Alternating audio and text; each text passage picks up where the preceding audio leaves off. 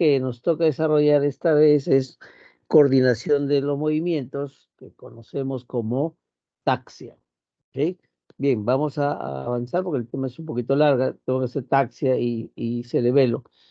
Taxia es lo que se refiere a la coordinación del movimiento. Y esto básicamente está relacionado a elementos o mecanismos que producen este movimiento, o que genera movimiento para la coordinación, como es la acción de los mecanismos de los músculos agonistas, que son los que van a iniciar el movimiento, los músculos sinergistas, que son los que acompañan, los antagonistas, que son los que hacen la oposición, y los fijadores, que son los que mantienen la posición, postura respectiva. Y esto obviamente no se va a poder realizar sin lo que es el aporte del sistema nervioso. Ese sistema nervioso que va a estar, digamos, en relación a elementos importantes como el sistema motor, en la cual juega papel crucial la fuerza muscular. Otro elemento clave es el cerebelo, que es para los movimientos rítmicos y la postura. El sistema vestibular es otro de los mecanismos que participa en lo que es el equilibrio, la coordinación de los movimientos del cuerpo. Y el sistema sensorial, que es el que nos permite captar posiciones, ¿no?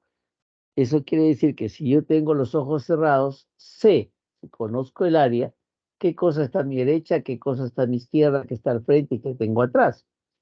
Entonces, todo ese conjunto permite que nosotros tengamos una coordinación adecuada para la ejecución de movimientos que se pretenden realizar. Bien, la exploración de la ataxia se da en dos aspectos. Es la exploración de la ataxia dinámica, que es durante la ejecución de los movimientos, y ahí se realiza mediante pruebas que establecen un objetivo al movimiento, ¿no? Eso lo vamos a ir analizando en las siguientes imágenes. Y la ataxia estática, que es la posición de reposo que se va a evaluar.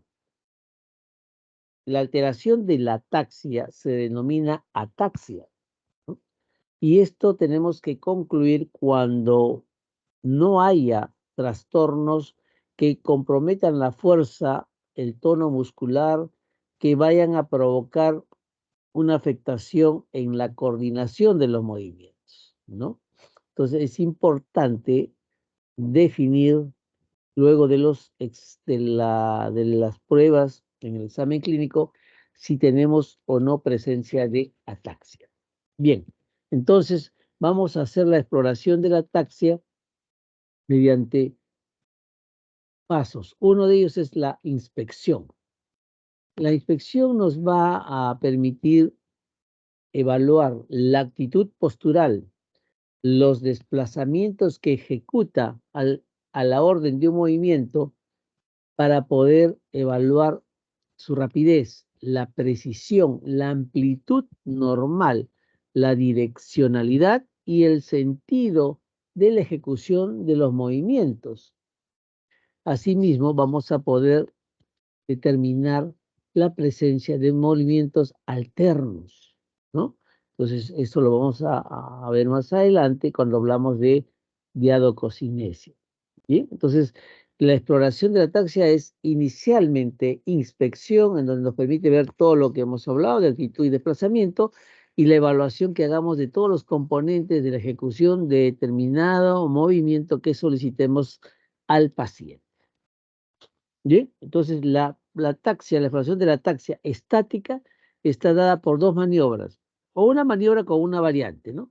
Que es la maniobra de Romberg simple.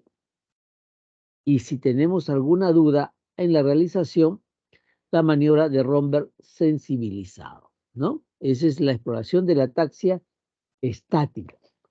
Y la coordinación dinámica está dada por las pruebas conocidas: índice-nariz, prueba talón-rodilla, la maniobra de Fournier y lo que es la evaluación de la diadococinesia. 4 aspectos importantes: índice nariz, talón rodilla, maniobra de Fournier, que es para evaluar lo que es tronco, coordinación de tronco, y diadococinesia, que son los movimientos alternados. Bien, entonces vamos a hablar de la ataxia. ¿Cuándo tenemos ataxia? ¿Cuándo podemos definir la ataxia? Cuando hay discronometría, que significa que es el defecto en la iniciación y en la duración del movimiento. Es decir, voy a coger mi celular, que lo tengo al frente de mí, entonces yo voy a demorarme en iniciar el movimiento de estirar el brazo para alcanzar el teléfono. Hay una alteración de la cronometría, ¿no? Y lo que debo hacerlo en un segundo, me demoro 3, 4, 5 segundos para llegar al teléfono y cogerlo, ¿no? Entonces, un defecto en la iniciación y en la duración del movimiento, ¿ok? El otro aspecto es la asinergia, que significa que voy a fragmentar este movimiento. Si normalmente yo estiro en forma recta hacia la posición de mi celular, voy a fragmentar en varios pasos para llegar al objetivo, que en este caso es celular. Pero a su vez, debo también encontrar dismetría. ¿Qué significa dismetría? Si yo para coger normalmente, sigo con el ejemplo del celular, lo cojo en forma recta, con la dismetría yo voy a ampliar ese movimiento, voy a abrir el brazo como para tratar de llegar al destino que es mi celular. Y ahí tengo dos aspectos importantes. Llego al objetivo, o lo que es, me paso el objetivo. Tengo el celular al frente y me paso más adelante, ¿no? Entonces, no preciso el blanco, me sobrepaso. Esa es la hipermetría. Y la hipometría es que no alcanza el celular, no llego al celular, ¿no? Esa es la hipometría. Entonces, son aspectos que corresponden cuando hay ataxia. Bien, entonces vamos a explorar la ataxia estática. La ataxia estática se explora mediante la maniobra de Romberg. Se investiga con el enfermo de pie, con los pies juntos, los brazos pegados, adosados al cuerpo, como en la posición militar de firme, ¿no? Se observa si se mantiene la postura erecta o si por el contrario aparecen oscilaciones y el paciente busca apoyarse para no caerse. ¿Ok? Eso con los ojos abiertos. Luego hacemos cerrar los ojos y si el enfermo oscila mucho y tiende a caerse, se dice que esta prueba del Romberg es positivo, ¿no? O sea, tenemos acá ojos abiertos, podemos encontrar que haya oscilaciones, e incluso que trate de agarrarse o apoyarse para no caerse. Y al cerrar los ojos, si oscila más y tiende a caerse, signo de Romberg positivo. ¿Mm? Siempre significa que hay que estar al lado del paciente para estar atento si se va a caer o no se va a caer. ¿Ok? A veces esta maniobra no es suficiente para detectar el signo de Romberg. Entonces se busca lo que conocemos como signo de Romberg sensibilizado. Se pone al paciente de pie, ¿no? Y con un pie hacia adelante. ¿Ok? Con un pie hacia adelante. O sobre un solo pie haciendo el 4, ¿no? Se levanta, el sujeto levanta pues un pie hasta la altura de la rodilla. Con los ojos cerrados, tiene que hacerlo con los ojos cerrados. Si existe Romberg, digamos que aparecerán oscilaciones y tendencia a caída. Esto hace positivo el signo de Romberg sensibilizado. ¿Ok? Entonces, este significado y el valor que tiene del signo de Romberg es importante. ¿Qué nos revela? Nos revela que hay un trastorno del sistema propioceptivo, un déficit en la conducción de las vías aferentes de la sensibilidad profunda o laberíntica, corregida por la visión. ¿Ok? Ese es un aspecto importante. Entonces, significa que hay un trastorno del sistema propioceptivo en lo que se refiere a un déficit de la conducción de las vías aferentes de la sensibilidad profundo laberíntica que se corrige con la visión. Por ello, siempre se pone de manifiesto cuando se anula la función visual al cerrar los ojos. ¿Mm? El mismo significado tiene las alteraciones de la ataxia dinámica que aparecen con ojos cerrados, ¿no? Por eso siempre, cuando estamos buscando taxia, se va a presentar o se va a evidenciar más cuando hacemos con la función visual de los ojos cerrados, ¿no? Entonces, el signo de Romberg se presenta, por lo tanto, en las afecciones de cordones posteriores medulares, ¿no? Nervios periféricos, aparato laberíntico. Se pueden observar en patologías como la esclerosis múltiple, ¿sí? La famosa enfermedad de Friedrich y otras degeneraciones espinocerebelosas, ¿no? En ataxia laberíntica, en neuropatías periféricas o polineuritis, ¿no? O polineuritis, cuadro que denominados pseudotabes, ¿no? Pseudotabes, en la cual pues que se remonta esto a la historia de la existencia de la tabe dorsal que se veía con frecuencia en los pacientes que tenían un cuadro luético terciario, ¿no? Era el compromiso pues del sistema nervioso, ¿no? Bien, eso es simple, la ataxia estática, ¿no? Maniobra de Romberg, positivo o negativo.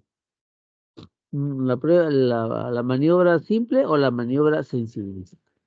Bien, entonces la ataxia dinámica, hablamos de 4 aspectos. Vamos a ver la primera maniobra, que es la de la maniobra índice-nariz, en donde el paciente extiende el brazo y con la punta del dedo índice va a tocar la punta de la nariz con los ojos abiertos y luego con los ojos cerrados, ¿no?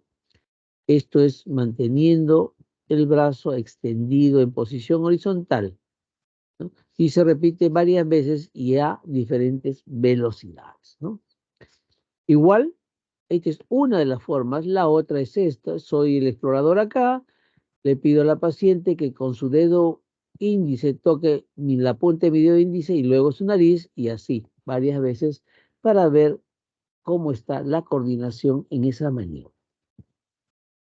Entonces, la maniobra índice-nariz, ¿no? La prueba se considera positiva, uno, si vemos que aparece un temblor fino o de intención, si hay agotamiento para hacer esto, si falla en lo que es la puntería del índice, llegar índice con índice, el índice del explorador al índice del evaluador o del dedo índice del paciente a la punta de la nariz del paciente, ¿no? Entonces ahí podemos encontrar que hay hipermetría, puede haber hipermetría, o sea, no llego, me paso del punto objetivo y las alteraciones de la coordinación van a indicar que lesiones del mismo lado. Si yo encuentro la dismetría derecha, obviamente la lesión o el compromiso es del mismo lado derecho. En esta ataxia, en esta maniobra, se evalúa la presencia de oscilaciones, la velocidad con la que se realiza, la simetría del movimiento, el sincronismo y la presencia de tremor o temblor de intención que pueda haber en ese paciente. Bien, van a ver esto de acá. Este es un video.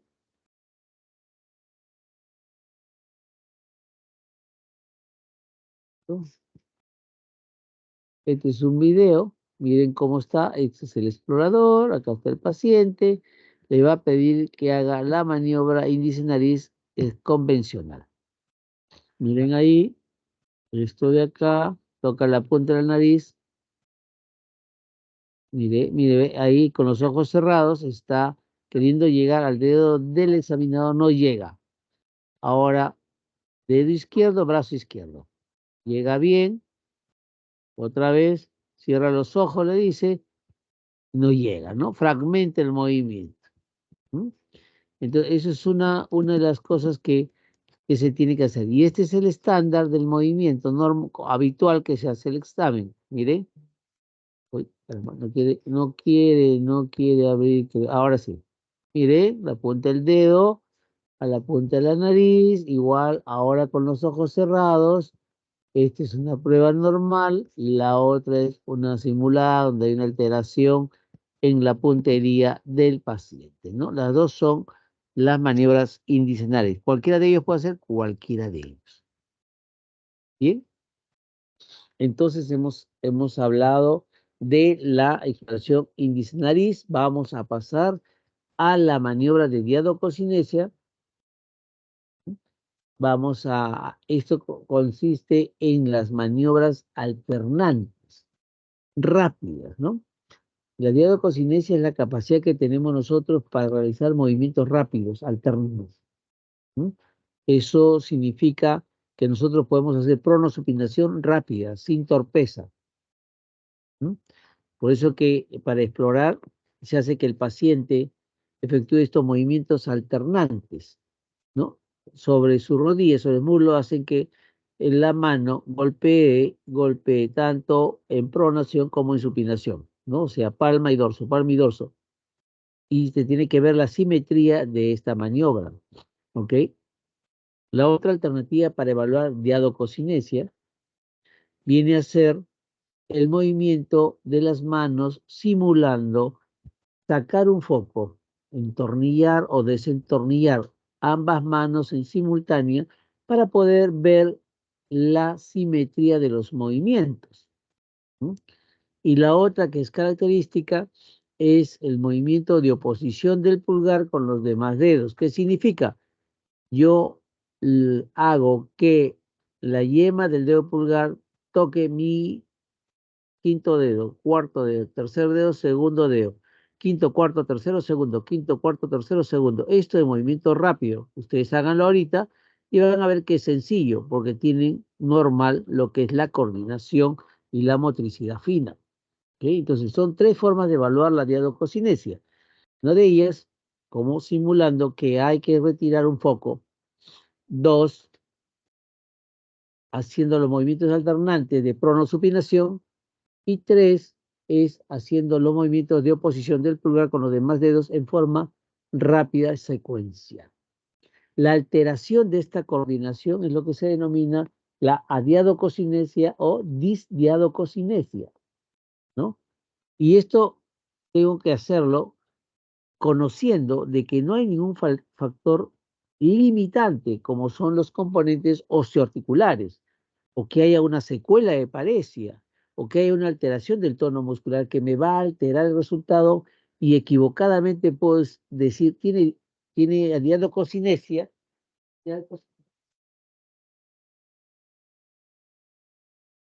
Entonces, vamos a tener que evaluar bien ese fondo de comorbilidad que puede hacer que se altere el resultado siendo un falso negativo, por llamarlo así.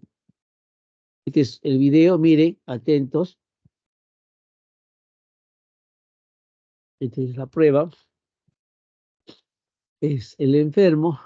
Ahorita va a empezar. Miren el movimiento de pronosupinación sobre la palma de la mano, sobre la rodilla, cualquier área, pero tienen que hacer eso. Miren cuán lento es este movimiento de la mano derecha, ¿no? Ahora lo vamos a ver en otro lado. Miren, la mano derecha con mejor movimiento es otro paciente. Ok, miren, la velocidad, perfecto, ¿no? Sincrónico. Ahora miren esto. el lado izquierdo, ¿cómo está? Hay una torpeza, miren, ve, no puede hacerlo rápidamente, ¿no? Miren, ve, y repite incluso los movimientos. Aquí ya estamos hablando de que hay una adiadococinesia, ¿no? No es simétrico. ¿Y de dónde es el problema? Esto es peor todavía. Miren, acá hay una incoordinación completa de las manos. Ya entra en desesperación el paciente que no lo puede hacer, ¿ok? Bien, entonces ya han visto los videos respectivos. Entonces tenemos ahí la exploración índice-nariz, tenemos la exploración para la diadococinesia en miembros superiores. Ahora vamos a ver en miembros inferiores cómo evaluamos la ataxia, la clásica maniobra talón-rodilla, ¿no? Eso significa que voy a pedir al paciente que el talón, en este caso izquierdo, coloque sobre la rodilla derecha y lo descienda a través de la espina tibial, toda la espina tibial. Algunos dicen que llega hasta el dedo, pueden hacerlo hasta el dedo, si no hay ninguna limitación. Derecho, izquierdo, ¿ok? Entonces, el enfermo tiene que estar en posición de decúbito dorsal. Entonces, esto se ejecuta, acuérdense, con los ojos abiertos y los ojos cerrados. Obviamente, la alteración de este movimiento, estamos hablando de dismetría. Bien.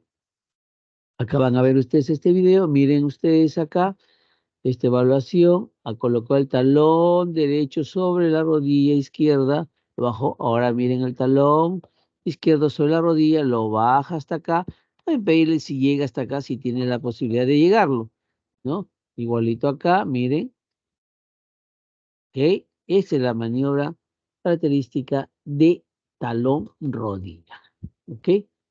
Bien, entonces ya hemos visto índice nariz, diadococinesia, talón rodilla y nos falta la cuarta maniobra, que es la maniobra para evaluar la coordinación de tronco.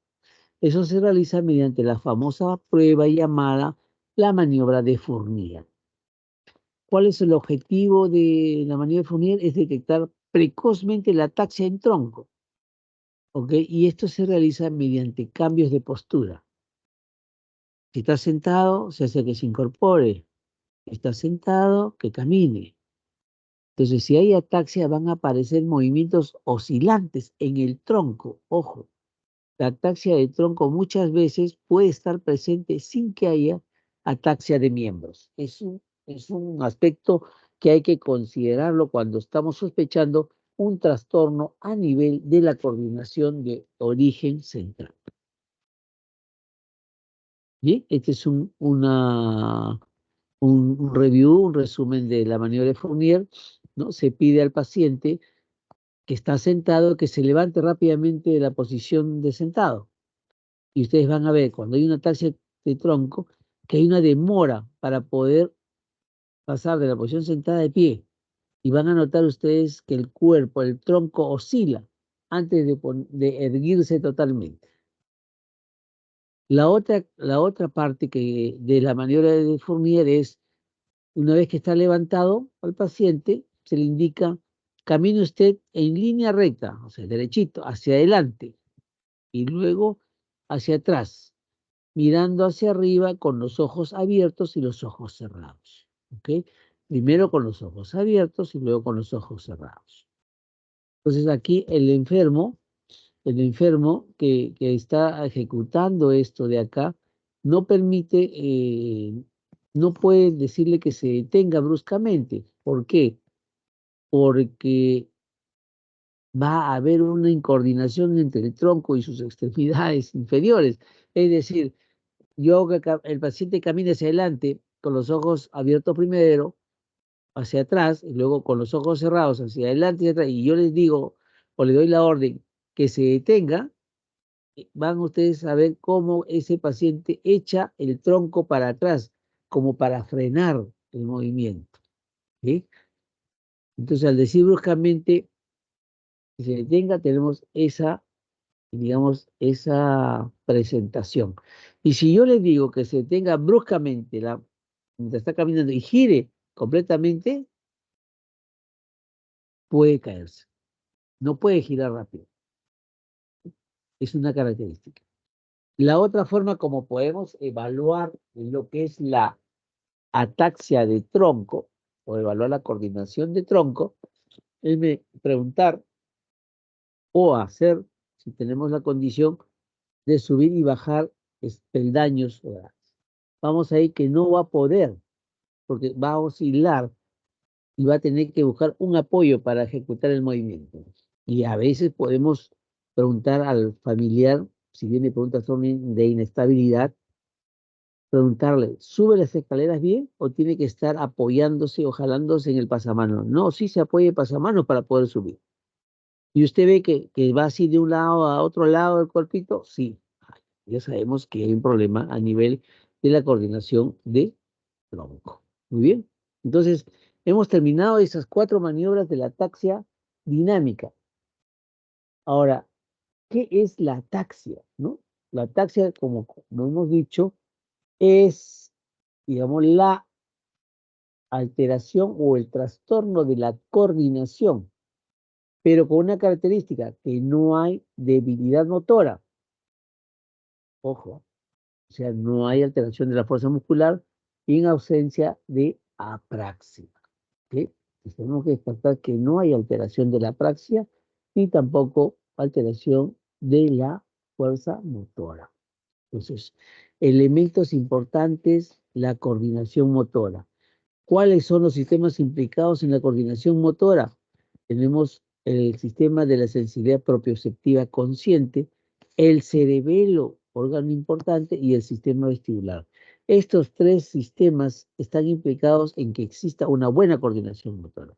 Falla uno de ellos, tenemos algún problema de tipo de coordinación. ¿Cuáles son los diagnósticos o los síndromes de ataxia? Tenemos 2, la ataxia periférica y la ataxia central. Entonces, eso es un aspecto que ustedes tienen que este cuadrito grabarse para que no se confunda. Bien, uy, se coló este diapositiva, no debería estar, pero es simplemente para lo que es una revisión de ataxia, que es la ausencia de orden o la descoordinación, una alteración de la coordinación, pero con una fuerza muscular conservada.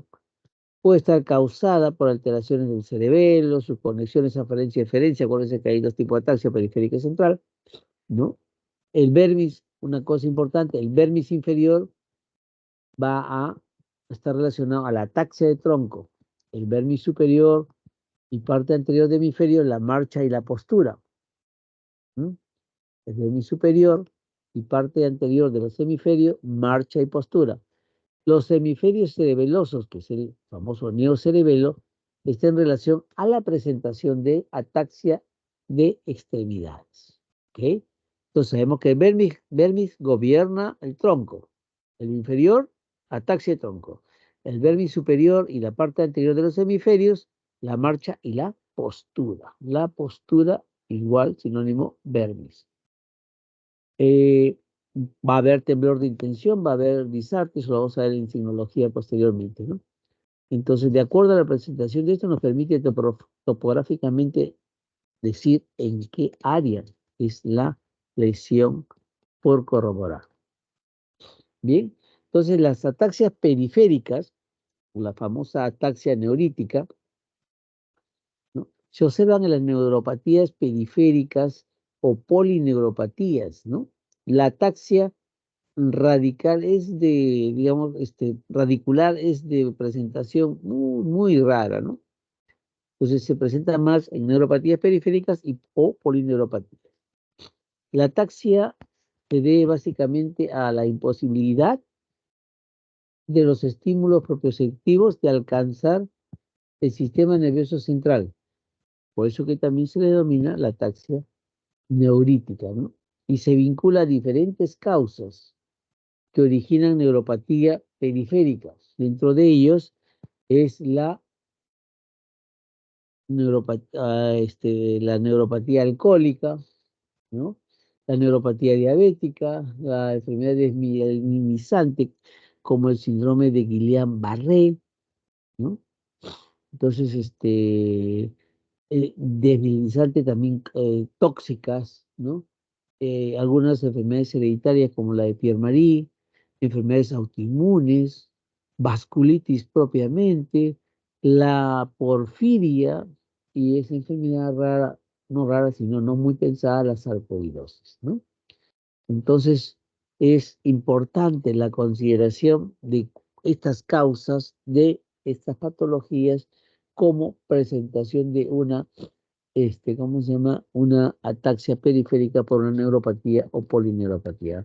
Lo más frecuente y que vemos con bastante, digamos, prevalencia, la neuropatía alcohólica, la polineuropatía diabética. Guillain-Barré tiene sus periodos, sus picos de presentación, pero en la etapa pues no aguda, ¿no? En el Guillain-Barré agudo hay lo que es la paraplegia, ahí obviamente no vamos a evaluar nada de ataxia, ¿no? Porque no hay movimiento, hay paraplegia, paraparesia, dependiendo la intensidad de la presentación del cuadro.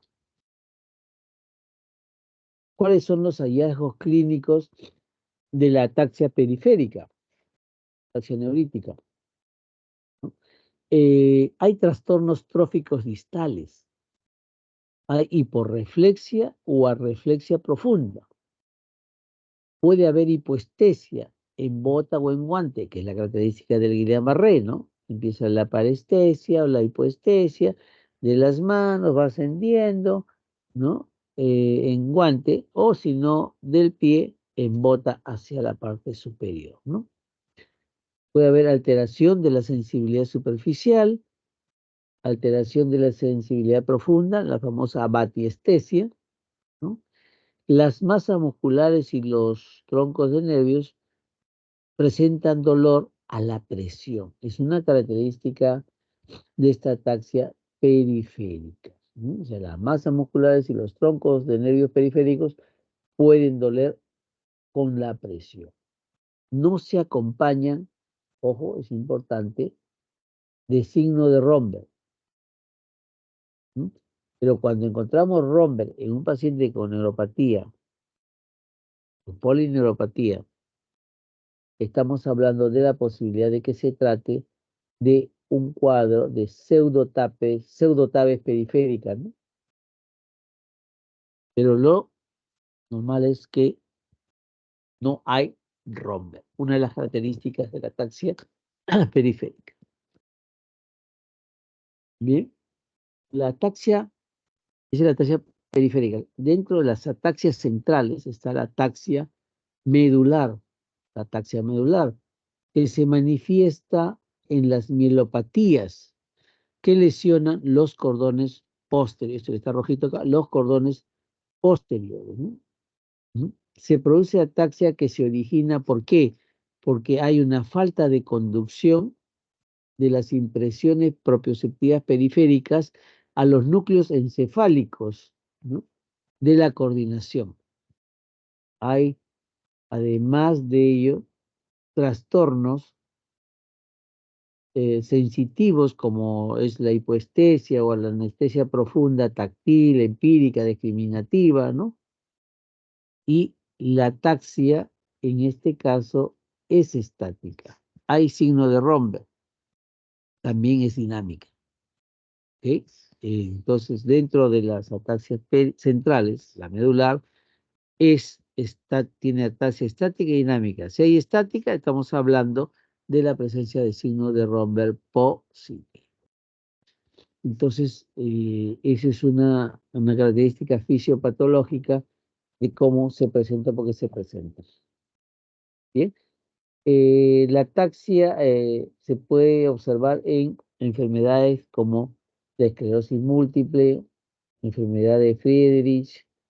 Hay otras degeneraciones espinocerebelosas también, ¿no? Entonces, la siringomelia, las mielopatías cervicales, cuando hay lo que se llama asociado canal estrecho. Entonces, hay una variante de patologías que pueden dar. Y las características que presentamos es que vamos a tener un lugar de evaluación. Siempre vamos a encontrar cualquiera de estas manifestaciones, hipoestesia, anestesia, ¿no? Debajo del nivel de lesión medular, ¿no? puede provocar pérdida bilateral del tacto profundo, puede haber pérdida bilateral del sentido de la vibración, puede haber pérdida bilateral de la discriminación entre dos puntos, ¿no? Puede haber pérdida bilateral de la posición, hay alteración de los reflejos osteotendinosos y alteración sensitiva en la cual se manifiesta por Romberg.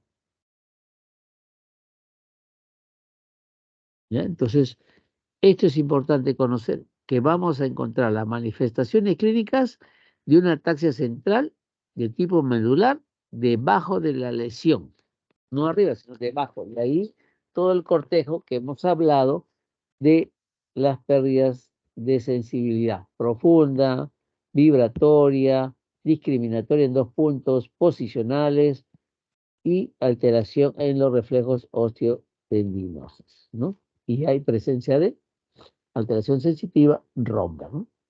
Entonces, eso es un aspecto a considerar. Digamos, vemos en el paciente que caminan con los pies separados, ampliando la base de sustentación y siempre mirando sus pies porque no lo sienten, no saben si están pisando el piso o no. ¿Mm?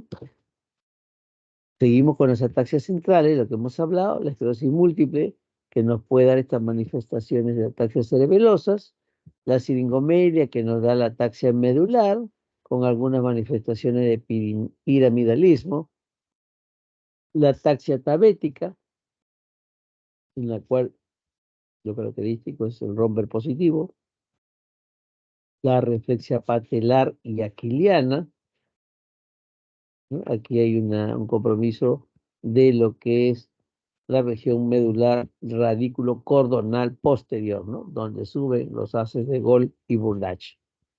La siringomelia, en cambio, va a producirse por lesiones cavitarias en el cordón posterior.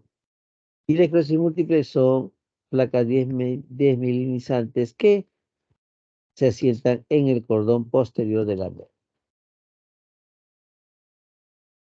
Bien. La ataxia cerebelosa, ¿no? Tiene una característica en la cual hay digamos, una pérdida de la eumetría, ¿no? Una pérdida de la eumetría. O sea, ¿qué quiere decir? El movimiento que uno realiza o efectuado carece de medida, o sea, hay una dismetría, ¿ok? Hay una falta de sinergia y alteración de la diadococines. ¿Qué hallazgos podemos tener? ¿Qué hallazgos podemos tener? Acuérdense que el cerebelo controla todos estos factores, ¿no? Cuando el mismo se lesiona va a dar diferentes manifestaciones. Bien, en posición de pie, en posición de pie, el cerebelo oscila cuando hay en todo sentido. No se cae, hay una ataxia estática, es un romber, ¿no? Es una ataxia estática, significa que va a estar, digamos,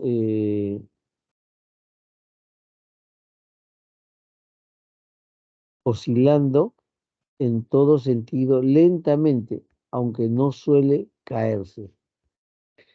El cierre de ojos, ojo, no agrava su desequilibrio. Por lo tanto, el romber es ausente. Por eso que es una ataxia estática, pero que no tiene romber, porque el hecho de cerrar los ojos no empeora esta situación. ¿Bien? Ellos tienen una marcha característica, la marcha en beodo, ampliando la base de sustentación.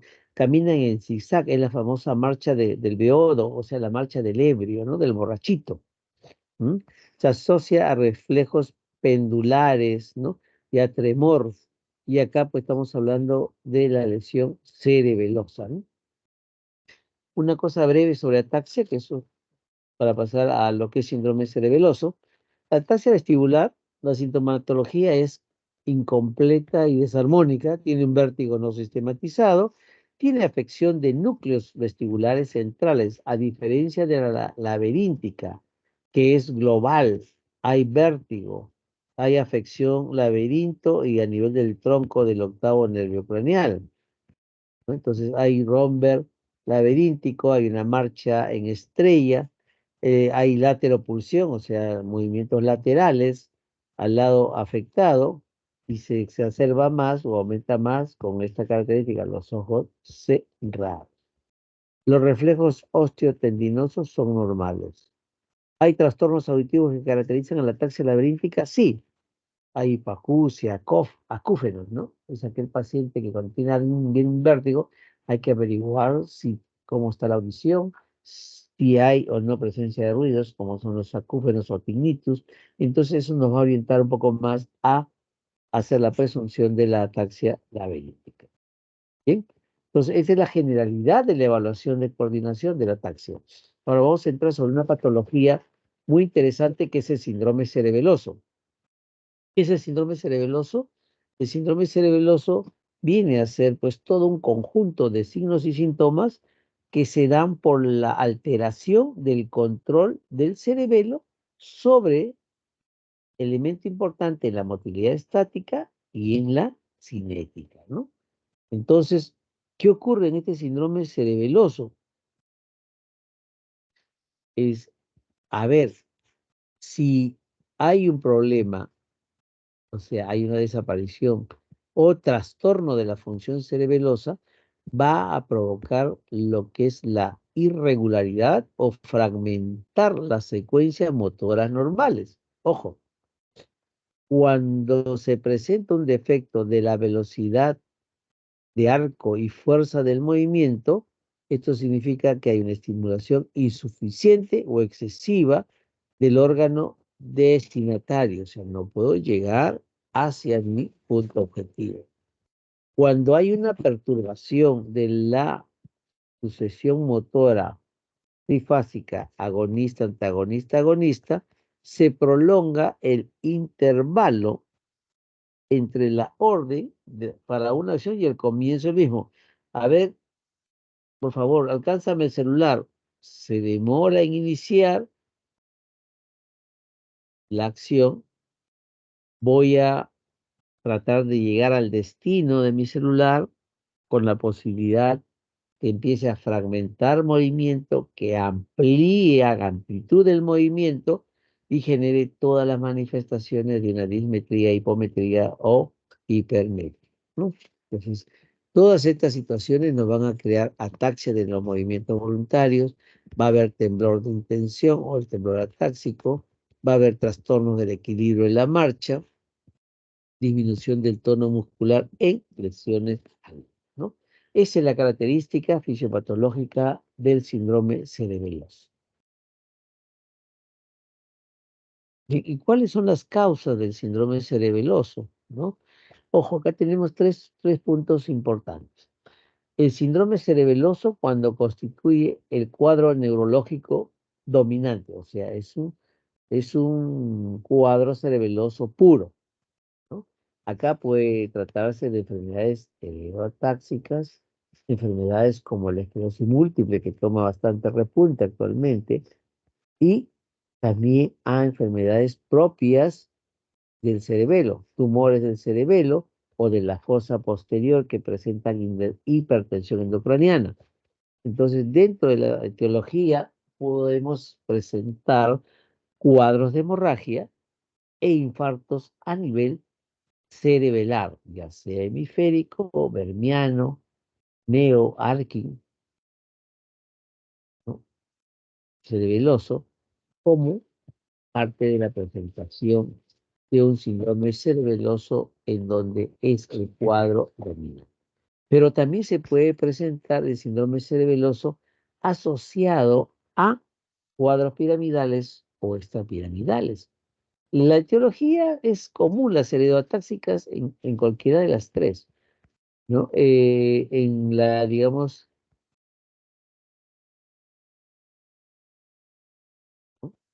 en cuanto a las entidades o que pueden estar relacionadas, la esclerosis múltiple, ¿no? Cuando se asocia síndrome de piramidalismo, acá tenemos que pensar en síndromes vulvares y protuberanciales que afectan, o perdón, protuberanciales en los que la vía cerebelosa están afectadas y generalmente son de origen vascular, ¿no? Eso es cuando tenemos un síndrome cerebeloso que está asociado a manifestaciones piramidales o extrapiramidales.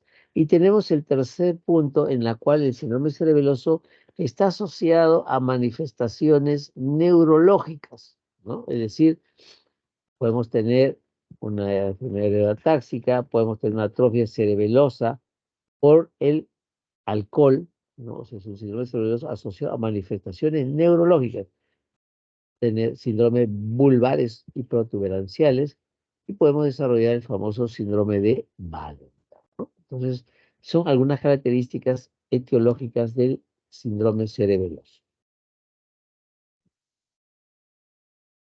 Dentro de las manifestaciones clínicas a tomar en cuenta en el síndrome cerebeloso está la presencia de vértigo, la cefalea, vómitos de tipo central, cerebral, y a signos que deben ser explorados o ser secundarios a trastornos estáticos, a trastornos cinéticos, a trastornos de movimiento pasivos u otros trastornos, ¿no? Entonces, esas son características en las cuales tenemos que tener en cuenta para evaluar las manifestaciones clínicas y saber, preguntar vértigo, de qué tipo es el vértigo, cómo empieza el vértigo, cuáles son esas características, con qué frecuencia, cuánto dura, con qué cede, con qué aumenta. La presencia de cefalea, dato importante, empezó la cefalea o primero fue el vértigo y luego la cefalea, ¿no? La presencia de vómitos, son vómitos con arcada, o son vómitos que salen como un proyectil, como son los famosos vómitos explosivos, ¿no? Dentro de los signos, ahora vamos a ver los signos tanto en trastornos estáticos, cinéticos, movimientos y otras variantes que tenemos que tener en cuenta.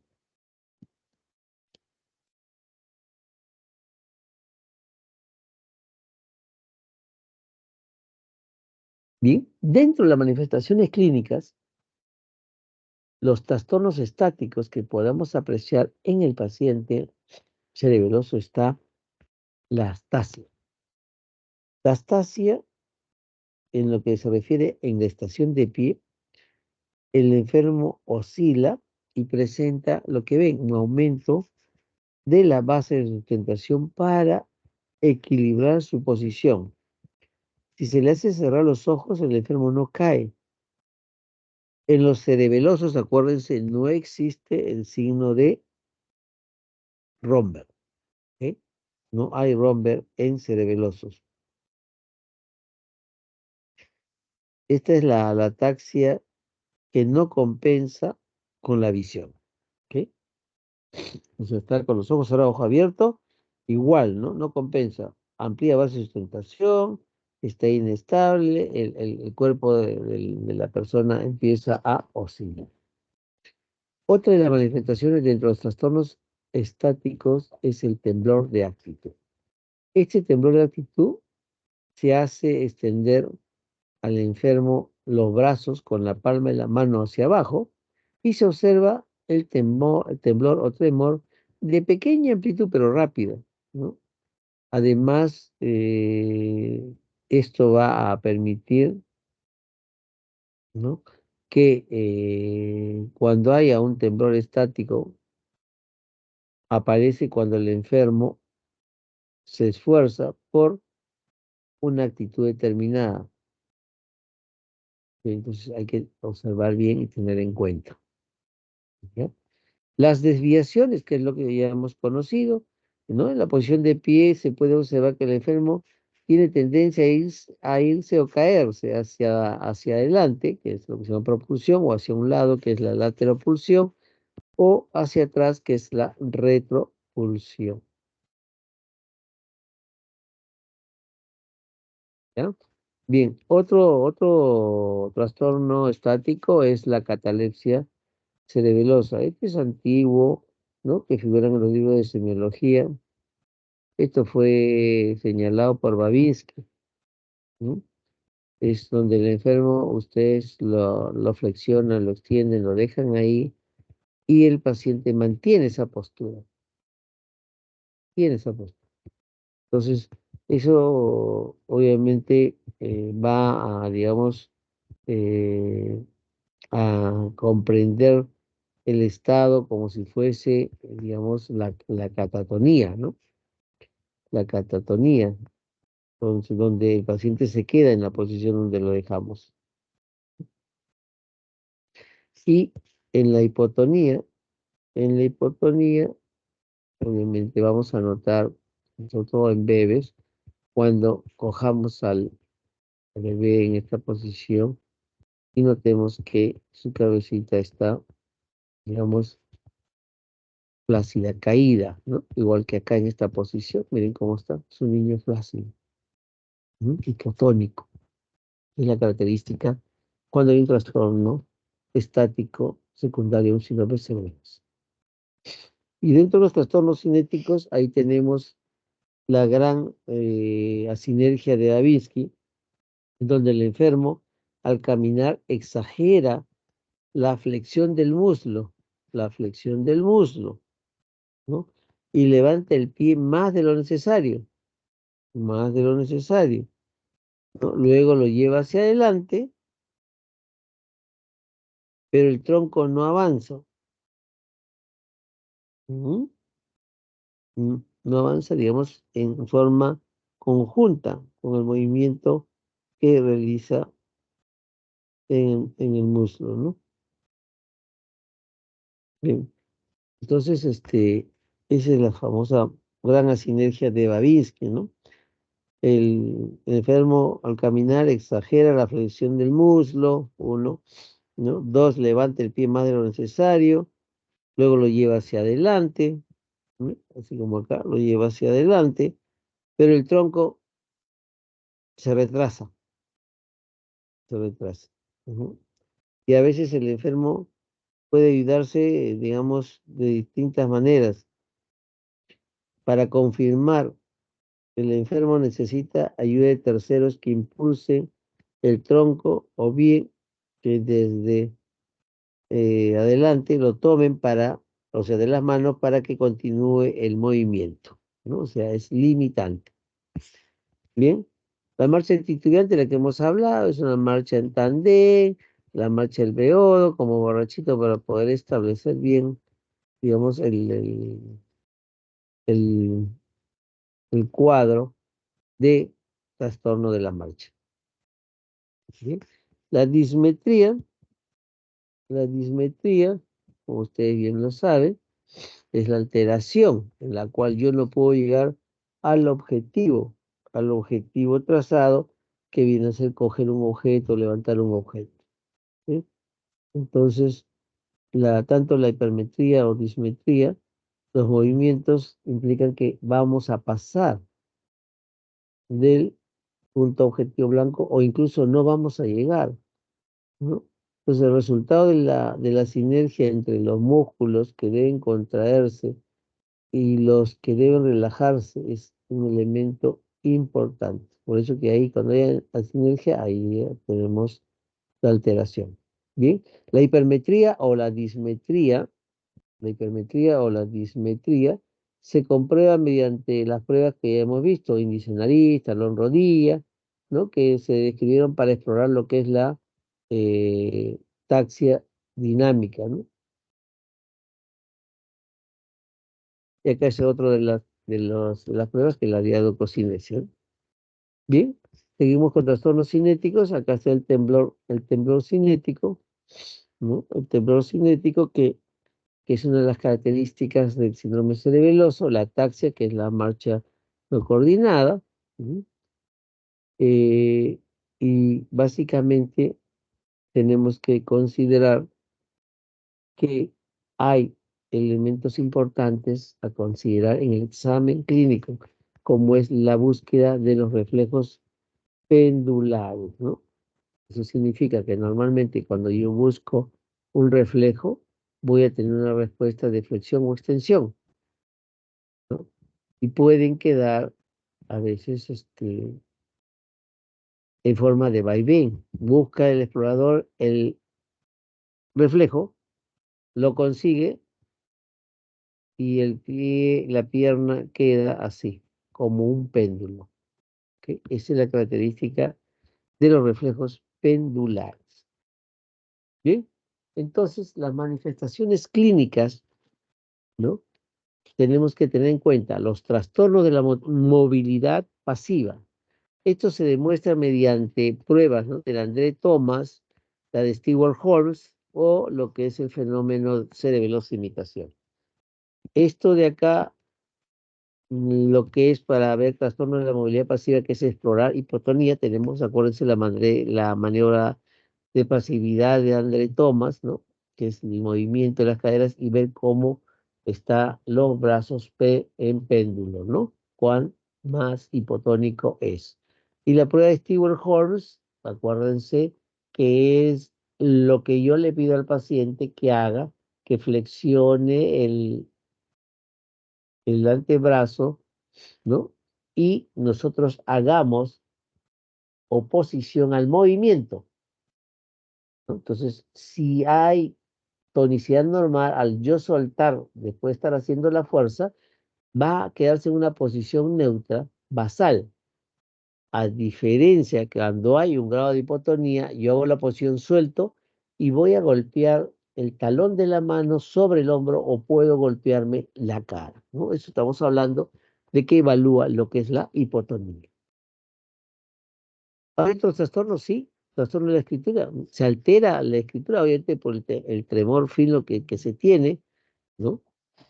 Y esa es una de las características que a veces hay que ver y hasta ya los catalogan como que es un parkinsonismo, dicen, ¿no? Pero no, es simplemente la alteración propia del fenómeno de la coordinación del cerebelo. ¿Bien?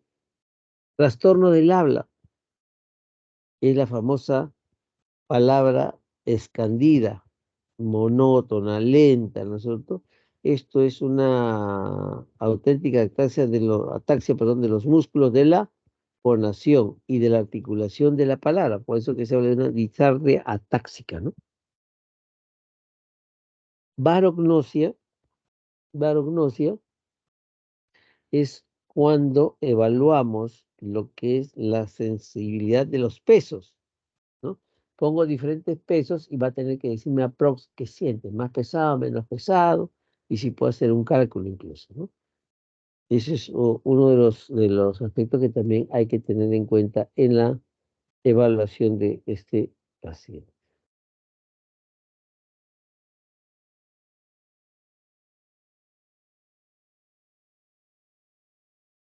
Ya, muy bien. La otra cosa que hay que presenta es nistagmus, ¿no? El nistagmus que puede ser horizontal, que puede ser rotatorio, vertical, que es inagotable. Y esto generalmente es atribuido a la hipotonía y a la ataxia de los músculos oculares. ¿Ok? Se observa cuando hay lesión de las vías vestíbulos cerebelosas, ¿no? Que discurren por el pedúnculo, acuérdense, cerebeloso inferior o del vermis. Puede observarse, pues, también, ¿cómo se llama? Dismetría ocular, ¿no? De alteraciones ya, digamos, un poco más finas del campo de la neurología. Muy bien, bien. Entonces, el diagnóstico, ¿cómo lo hacemos?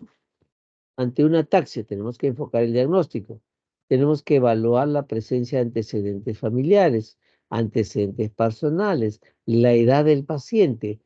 Puede ser un adolescente y podemos pensar que puede haber una intoxicación. Puede ser en edad escolar, pensar en la posibilidad de una encefalitis. O puede ser en niños mucho más pequeños, que son los lactantes y preescolares, donde hay una ataxia post cuadro infeccioso o postraumático. Ujú.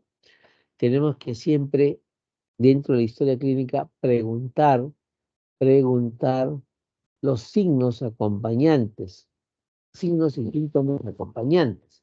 Es decir, hay somnolencia, hay presencia de fiebre, hay cefalea, hay vómitos, cuáles son las características de las mismas, si hay papiledema o no hay papiledema, y eso lo exploramos fácilmente con un oftalmoscopio, ¿no? Entonces, todas estas son características para poder establecer la presencia de un cuadro de síndrome cerebroso. Bien, bien, acá creo que uy, ¿qué pasó?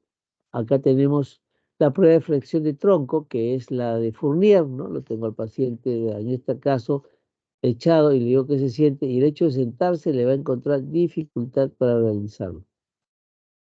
¿Sí? La otra prueba que se hace es la prueba de la inversión de tronco, ¿no? Disculpe, la prueba de inversión de tronco, esta prueba de inversión de tronco, ¿cómo lo hacemos?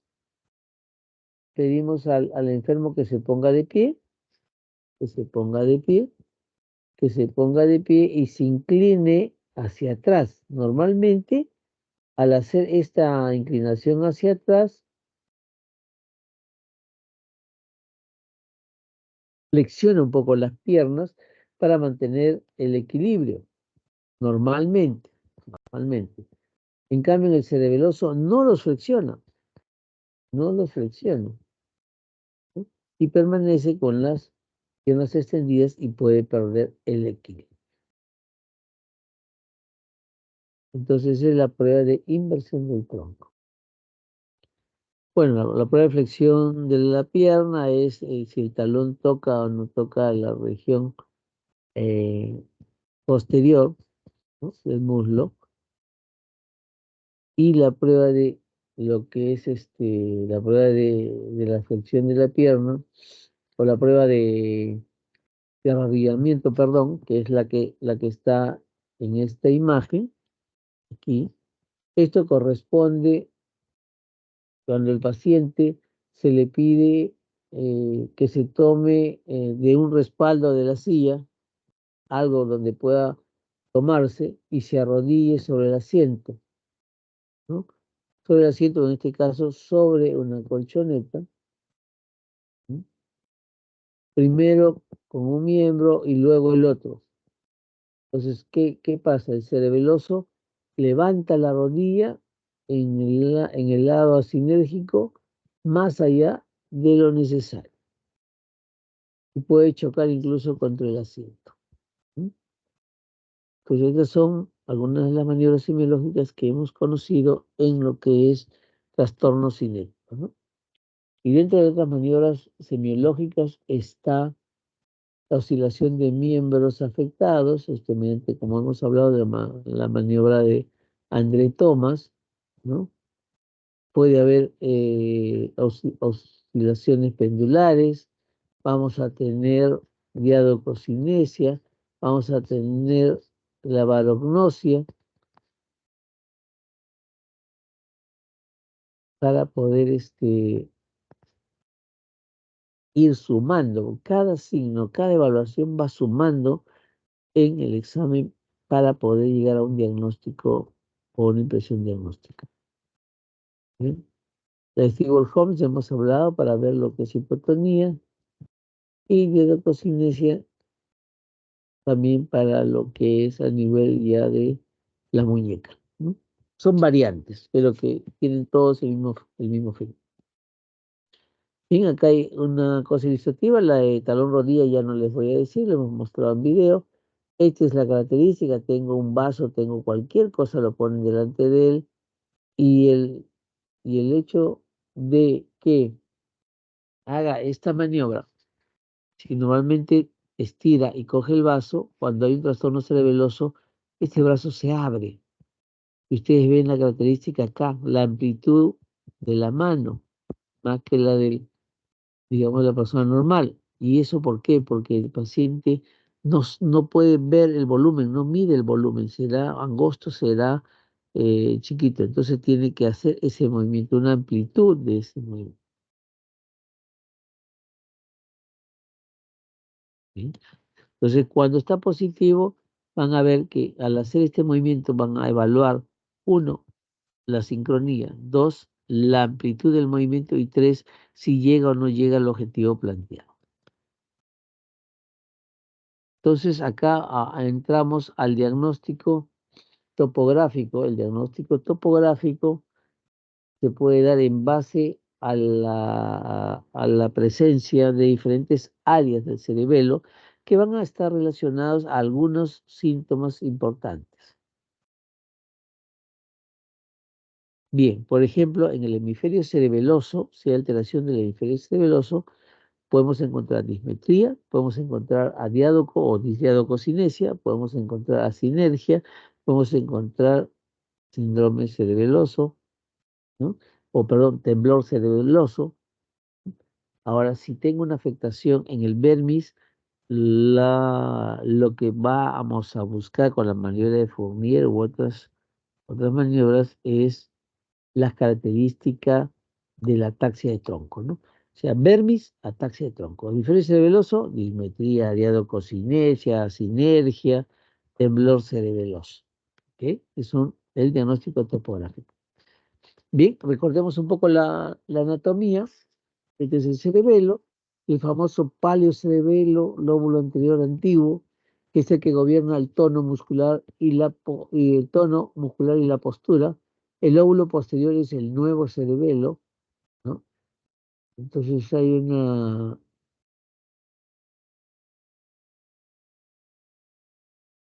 los lóbulos, por ejemplo, cada uno tiene una característica, ¿no?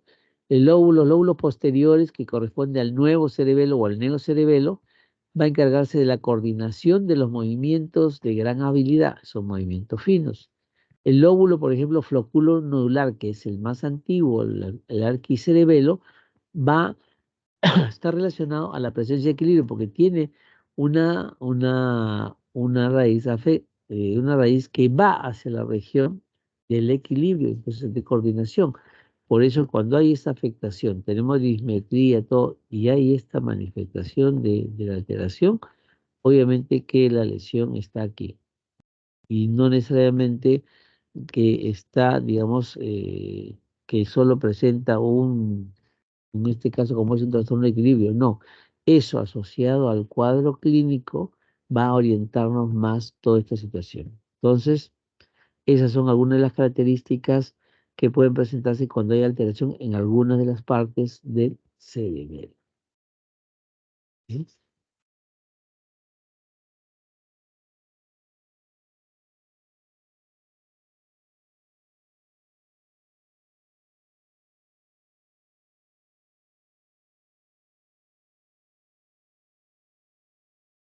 Y creo que se salió de compartir. A ver, un poquito, chicos.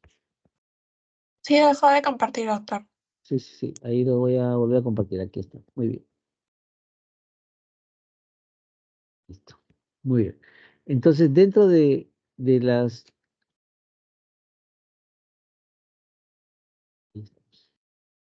Bien, entonces, este diagnóstico topográfico es importante que sepan, ¿no? ¿Qué parte nos puede dar manifestaciones para ir enlazando y buscando lo que es ya el cuadro nosológico?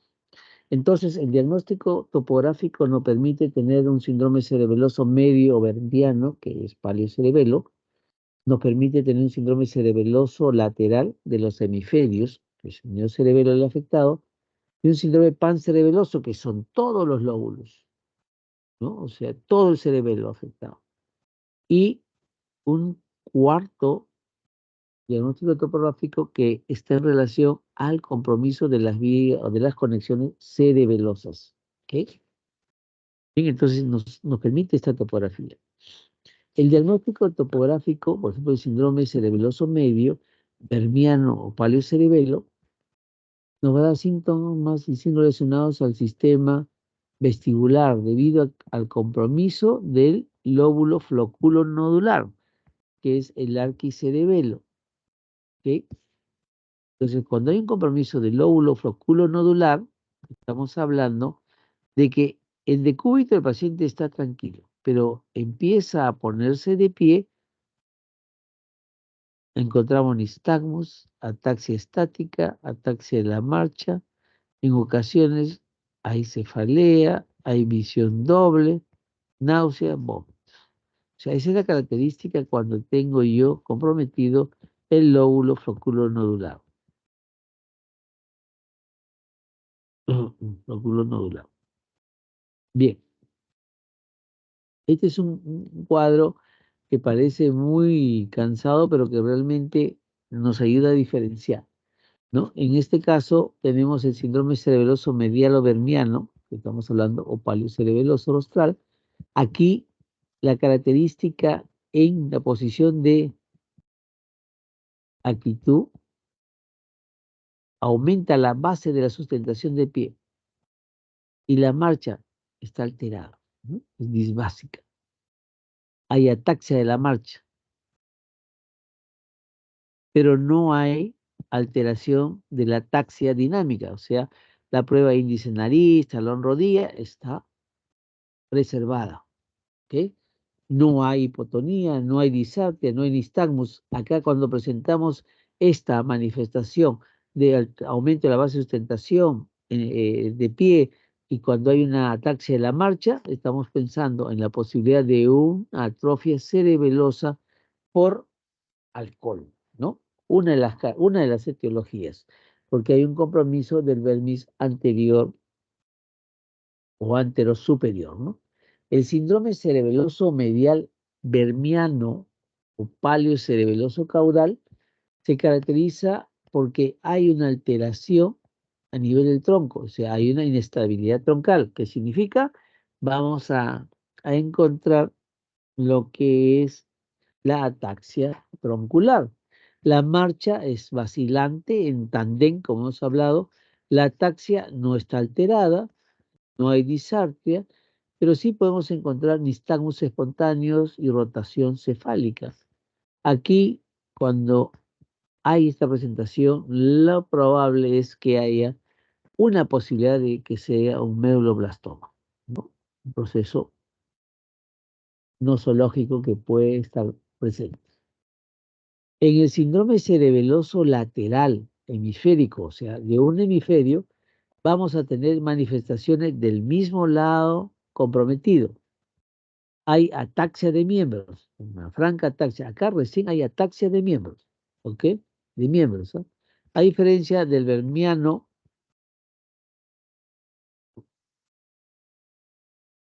que hay lo que es la ataxia de la marcha ataxia. En cambio, cuando ya hay un compromiso del lóbulo, de un lóbulo, y estamos hablando de que va a presentar ya ataxia con dismetría, asinergia, con ataxia de la marcha, hay diadococinesia, hay temblor, hay prueba del Stewart Holmes positiva que nos indica hipotonía, ¿no? En miembros hay lateropulsión, hay nistagmus, diagnóstico es un infarto o una hemorragia o tumores o abscesos que podrían estar alterando uno de los lóbulos del cerebro. ¿Sí? Y el síndrome pancerebeloso es todo, pues, ¿no? Cuando hay alteración de todo y hay todas las manifestaciones, ¿no? O sea, hay síntomas cerebelosos bilaterales a nivel del tronco, a nivel de miembros, en lo que se refiere a la motricidad craneal también, hay disartria, hay nistagmos, y dentro de los aspectos etiológicos está causas infecciosas, tóxico-metabólicos, fiebre y a veces como un elemento paraneoplásico. ¿Ok? Entonces, esto es lo que nos permite este cuadro ver que a partir de el compromiso lateral de un hemisferio, ya vamos a tener las manifestaciones, uno, del mismo lado de la lesión, pero ya tenemos ataxia, ya tenemos ataxia con dismetría, con asinergia, disdiadococinesia, todo eso, y vamos a presentar hipotonía, lateropulsión, nistagmus, y ahí la causa más frecuente, que es la que llega con nosotros a veces en el hospital, es los infartos, la hemorragia o la presencia de tumores localizados en esa zona. ¿Ok?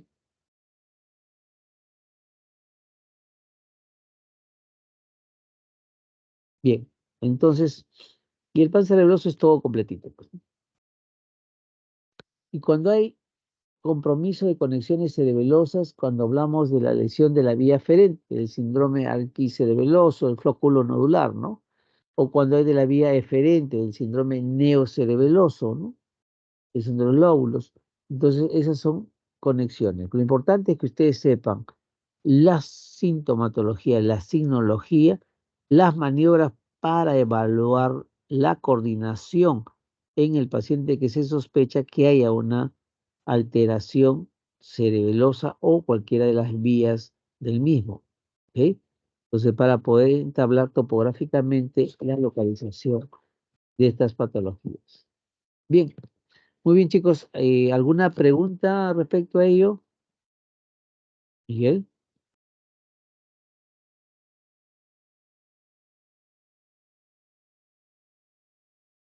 Hola, hola. Creo que no hay pregunta, doctor.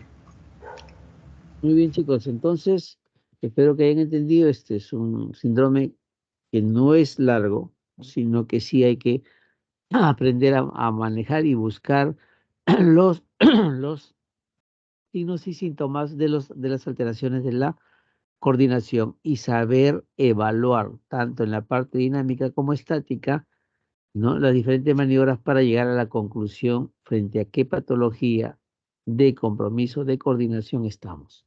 Muy bien, si no hay preguntas, ya nos podemos despedir, creo, con todos ustedes. Muchas gracias, doctor. Ok, ok, ahora lo subo la clase, ¿ya? Ah, sí, y las diapositivas las van a enviar entonces por WhatsApp. Lo subí ahí al grupo, ¿ah? Las Ya, clases anteriores también. doctor. Revisen, ahí están las diapositivas, ¿ah? Me confirma, por favor, ¿ya? Pues ya lo hace 2 días, creo que los he subido. Ya, doctor. Está ¿Ya? bien. Voy a Listo. ver. Ok, Ya. chicos. Ya nos vemos. Buenas Hasta luego, noches. doctor. Muchas Ok, gracias. chao, chao. Gracias, doctor. Gracias, doctor. Buenas noches.